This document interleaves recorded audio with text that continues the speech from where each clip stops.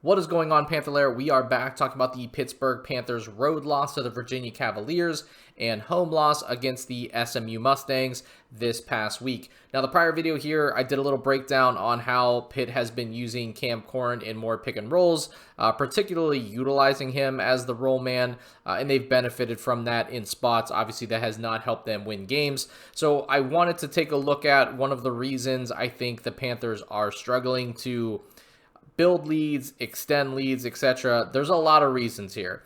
They're not a good shooting team. They're not very deep right now without Bebop Cummings, and Papa Amadou Kante has not played in a while either. So they're pretty thin, relying on a lot of young guys. They're not a big team. So list can go on and on here, but I think one thing that Pitt has done pretty well is it seems like they start reasonably well, right? Like they can be up a couple points from 4 to 6 points early in this. The first half tends to be interesting for them, at least of late. But one of the things I think definitely kills them is they have some really bad turnovers while they are trying to build out a lead, and it's usually when another team is not shooting well. So another team doesn't show up well, they're sluggish, and the Panthers can't capitalize because they're having silly turnovers. So I want to look at that here. Gonna dive into two. Again, here you'll see, they start off, with a lead against Virginia, and then you'll see in this possession here, too much Cam Corrin dribbling. I just highlighted, I think Corrin's done well in pick and roll situations as the roll man, but you do not want him taking like 4 or 5 dribbles at any one time, especially with his left hand. Completely avoidable. At next possession, still up by 2 points here against the Cavaliers, and Roman Cialepa, probably the lone real bright spot of late for Pitt, and definitely a foundational piece moving forward, especially as he continues to develop. Right now, you don't want to have him in a position where he's going to dribble the ball 15 times.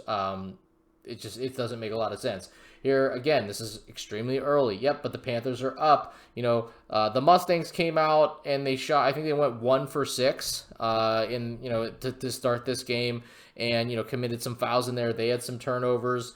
And, you see Pitt here could try to push out a lead, right? They're at home, could have some momentum. They've already hit a 3 in this one. Miner's already hit a 3, I believe, in this one. And, he ends up traveling here. I think he takes probably too many threes, if we're being honest. I mean, most of his shots are threes. I understand this team doesn't have a lot of guys that could do it necessarily, but I think him and Barry Dunning Jr. are kind of caught up doing that a little bit too much when I think they're actually talented enough to do other things, but I digress. So look into this last turnover again here, tie game. Could maybe try to extend this a little bit. And instead what ends up happening is just Cialepa, really like him. They're certainly not trying to call him out here, but just a little bit of not spatial awareness, ends up stepping out of bounds. I mean, these are the kind of things, though, they're concentration turnovers, they're personnel turnovers. Like, these are things that I feel like are avoidable. Sometimes you're trying to make a play, maybe you miss a wraparound pass, not on the same page, trying to take advantage of like a bent defense or rotation, just doesn't execute well. Those aren't great. But these ones all seem to come down to just not in the details, and they really hurt this team from maybe building enough of a lead where they can kind of start forcing some, mistakes from their opponent as they're starting to press, right? And that's probably one of the ways this team can maybe win games, is if they really can get another team out of their game plan because they're trying to play catch up. And this is not an efficient offense, so they have to take care of these kind of things. So again, we could have gone a lot of different routes here, but obviously, they lost by 20 points against Virginia, lost by 19 points against SMU, so there's not a ton of highlights. I just thought, hey, let's kind of take a look at maybe why this team has been unable to build some leads to kind of put a little bit more pressure on their opponents.